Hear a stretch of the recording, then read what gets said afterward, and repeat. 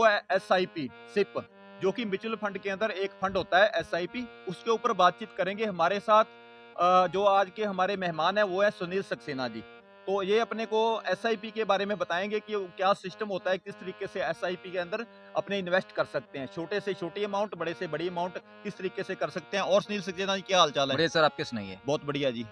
तो सर, मेरा आज विचार था कि जैसे आम इंसान है, छोटे से छोटा काम करने वाला, जो कि आजकल सेविंग नहीं कर सकता, है ना? हाँ जी सर। तो आपने जैसे एक बार मेरे से बात की थी, आप बता रहे थे कि SIP जो होता है उसमें इन्वेस्टमेंट छोटे से छोटे 100-200 रुपए से अपने कर सकते हैं, और लंबे टाइम तक उसको उसके अंदर इन्वेस्टमेंट करते रहे तो बहुत बड़ा एक अमाउंट इकट्ठा हो जाता है। हाँ जी सर, डिपेंड करता है अभी सिप के अंदर जैसे 100 रुपए से भी इन्वेस्टमेंट स्टार्ट हो जाती है। हाँ जी। पर मंथ स्टार्ट हो जाती है। 100 रुपए आप करना चाहते हैं, ओके। 2000 करना चाहते हैं, 10,000 करना चाहते हैं, 20,000, हाँ वो जी। आपकी पॉकेट मनी पे डिपेंड करता है आप कितने पैसे उसमें इन्वेस्ट करना चाहते हैं। ओके। अब मोटा-मोटा क्या रहता है, अभी जो सिप प्लान है इसके अंदर ये शेयर मार्केट के रिलेटिव ही होती है। ओके। तो शेयर मार्केट में आपका सारा फंड लगता है इसके अंदर। हाँ जी। लेकिन इसमें ये रहता है भी शेयर मार्केट कितनी ग्रोथ कर रही है। ओके। और आपने कब सिप न्यू सिप ज्वाइन किया आपने, हाँ जी। मान लो कि नई सिप का प्लान आया और आपने उसके अंदर नया म्यूचुअल फंड आया, सिप का प्लान आया, आपने ओके। उसमें इन्वेस्ट किया। हाँ जी। तो उस इन्वेस्टमेंट के टाइम में उस सिप का प्राइस क्या था, उस हाँ जी। यूनिट का प्राइस क्या था, जो जिस भी म्यूचुअल फंड या सिप आई है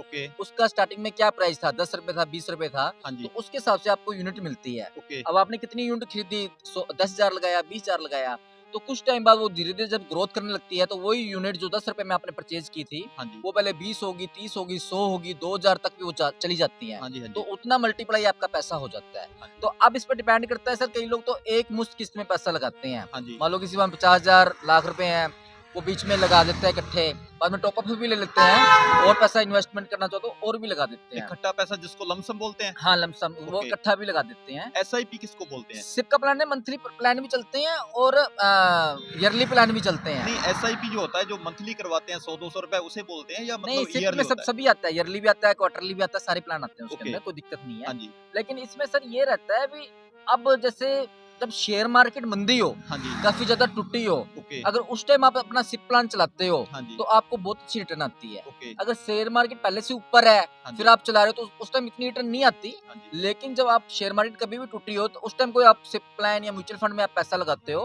तो बहुत अच्छी रिटर्न मिलती है। और इसके अंदर क्या है सर, रिटर्न तो आती है। ओके। और इसके अंदर कभी शेयर मार्केट में गिरावट आनी हो तो जो इनके टेक्निकल एनालिस्ट बैठे होते हैं वो आपका फंड वहां से निकाल के हाँ जी। रिजर्व में डाल देते हैं। ओके। जो गवर्नमेंट का ब्याज होता है उस ब्याज वाले फंड में डाल देते हैं, हाँ जी। सिक्योरिटी फंड में, जहाँ पे आपका पैसा नुकसान नहीं करता। ओके। जब मार्केट ने वापस ग्रोथ करनी होती है तो वहां से फंड निकाल के वापस वो शेयर मार्केट में लगा देते हैं। ठीक तो है। इससे क्या म्यूचुअल फंड की या सिप प्लान की बहुत अच्छी रिटर्न आती है। ओके। तो मेरा कहने में तो ये है भी इंसान को हमेशा 5 से 10 साल तक का सिप प्लान या म्यूचुअल फंड लेना चाहिए जिसमें बहुत अच्छी रिटर्न आती है। ओके। तो आप चाहे 100 रुपए से स्टार्ट कर लीजिए, चाहे 5,000 से कर लीजिए।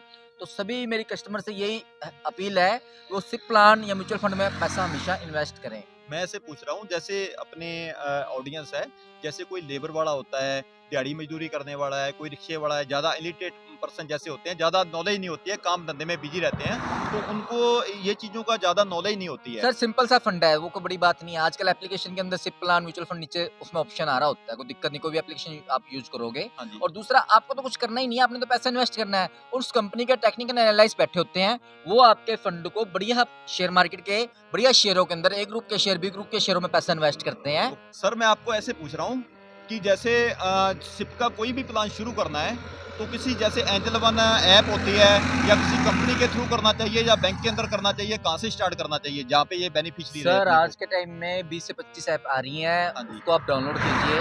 नीचे SIP plan, mutual fund plan का ऑप्शन आ रहा होता है। कोई नया म्यूचुअल फंड आया है, हाँ जी। उसका नीचे आपको आ रहा होगा, शो करेगा, उसका प्राइस लिखा होता है, ओके। कितना प्राइस है, और आप उसमें इन्वेस्ट करें। 100 रुपए, 200 रुपए, 500, 2,000, जो भी आपकी इन्वेस्टमेंट करने की हो, मंथली करना है, ईयरली करना है। तो टॉपअप का भी ऑप्शन आता है कई प्लान्स के अंदर। हाँ जी। अगर आपके पास एक्स्ट्रा पैसा पड़ा है तो आप वो भी इसमें लगा के आ सकते हैं। तो मेरा कहने में मतलब ये है, जब शेयर मार्केट काफी नीचे आई हो हाँ जी। उस टाइम आप टॉपअप भी यूज कीजिए, न्यू सिप प्लान या म्यूचुअल फंड में भी आप इन्वेस्ट कीजिए, तो आपको बहुत अच्छी रिटर्न मिलती है। और लॉन्ग टर्म चलाइए, ये 1-2 साल की रिटर्न मत देखिए, हाँ 5 जी। साल 10 साल तक आप प्लान चलाइए। तो बहुत लोग इसमें करोड़पति बने हैं थोड़ा-थोड़ा पैसा लगा के। ओके। लखपति तो बनते ही बनते हैं, हाँ लेकिन जी। कई लोग करोड़ों का भी इसमें फंड इकट्ठा हो जाता है जो लॉन्ग टर्म चलाते हैं। Okay, okay. हाँ जी, हाँ जी। तो इसमें पैसा जो होता है वो फिक्स हो जाता है या मतलब लिक्विड होता है, जब मर्जी अपना निकाल सकते हैं, ऐसा कुछ रहता है? सर क्या रहता हाँ, तो लॉगिन पीरियड होता है, 3 साल का लॉगिन पीरियड रहता है है। मिनिमम?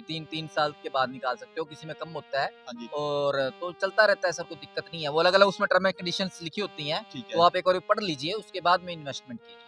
कई बार ऐसे होता है जैसे कई शेयर डाउन हो जाते हैं तो उसके बाद उठते नहीं है, है ना? हाँ जी, या हाँ जी। कई कंपनियां ऐसी हुई है आज तक फ्रॉड हो चुकी है, उनमें पैसे डूब गए हैं लोगों के, है ना? हुँ। तो ऐसा तो नहीं होता कि जैसे अपने थोड़ी अमाउंट इकट्ठी कर रहा है गरीब परिवार, उसके भरोसे बैठा हुआ है कि हमारी सेविंग हो रही है और बाद में पता चले वो सारा सिप प्लान अपना फेल हो गया है और खाली का नहीं, खाली हो नहीं, जाए आदमी, एक्चुअल ऐसा? में क्या है, जो म्यूचुअल फंड या सिप प्लान होते हैं, इसमें कंपनी को एक्चुअल में ग्रोथ दिखानी पड़ती है। ओके। अगर वो ग्रोथ नहीं दिखाएँगे तो उनमें इन्वेस्टमेंट कौन करेगा? हाँ जी, हाँ, किसी में ये हो सकता है थोड़ी रिटर्न कम हो, किसी में ज़्यादा हो, ओके। लेकिन लास्ट में वो आपको अच्छा बेनिफिट करके ही देते हैं। इसमें सर 30-30% तक रिटर्न लेते हैं, ओके। 40% की रिटर्न आ जाती है, हाँ तो जी। वो डिपेंड करता है, थोड़ा-सा लॉन्ग टर्म चलाएँ उसको, 5 ओके। साल, 10 साल। हाँ जी। तो लोग इसमें लखपति, करोड़पति भी बने हैं, हाँ फंड जी। अच्छा इकट्ठा हुआ है, काफ़ी अच्छे रिटर्न्स लिए हैं। तो ओके। मेरा कहने में तो ये है, म्यूचुअल फंड और सिप के अंदर आप इन्वेस्टमेंट कीजिए, कभी आपको नुकसान नहीं होगा। क्योंकि कंपनी को एक्चुअल में उसमें ग्रोथ दिखाएँगे तभी तो लोग इसमें इन्वेस्टमेंट करेंगे हाँ ना। जी, हाँ जी, तो हाँ जी। कंपनी हमेशा क्या करती है, अपने म्यूचुअल फंड को, सिप को काफ़ी अच्छी रिटर्न्स प्रोवाइड करवाती हैं। ओके, हाँ ओके। जी सर।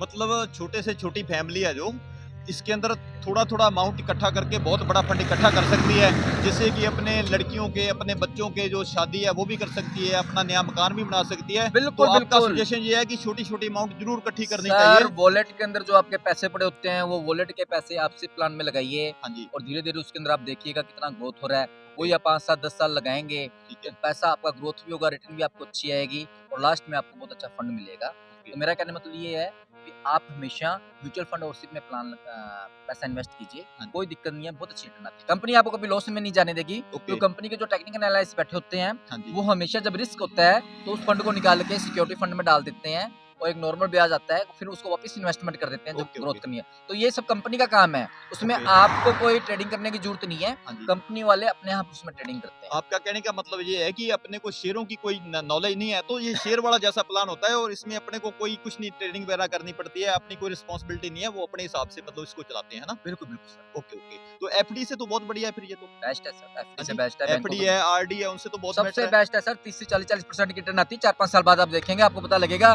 30%, 40% तक की हमने रिटर्न इसमें से ली हुई है। Okay, okay. हाँ जी तो सर। सर मैं ऐसे कह रहा हूँ किसी दिन ना आप जैसे आपने आज सिप के ऊपर बताया, चलो ये तो छोटा-मोटा अमाउंट होता है, तो अपने म्यूचुअल फंड के ऊपर बात करेंगे। जैसे लमसम होता है, लमसम के अंदर कोई कैसे दिक्कत नहीं है करते सर, हैं, है ना? नेक्स्ट टाइम मैं आपको पूरा डिटेल से बताऊँगा कौन सी कंपनी से म्यूचुअल फंड होते हैं, किसमें इन्वेस्टमेंट करना चाहिए, हाँ जी, हाँ कौन जी। से ग्रुप के अंदर आपको इन्वेस्टमेंट करनी चाहिए। हाँ जी। तो ठीक है सर, ओके। ठीक है, thank you sir, thank you audience. आज थोड़ा इनके पास सुनील सक्सेना जी के पास टाइम भी कम था, तो अपने फिर नेक्स्ट टाइम बात करेंगे म्यूचुअल फंड के ऊपर और एसआईपी के बारे में डिटेल में बात करेंगे, पूरे मतलब डिटेल में, जो कि मतलब छोटे से छोटा और बड़े से बड़ा फंड और मंथली कैसे करना है, ईयरली कैसे करना है और उसके अंदर अपने को अमाउंट कैसे डालनी है। थैंक यू सो मच, फिर मिलते हैं अगली वीडियो के ओके, अंदर।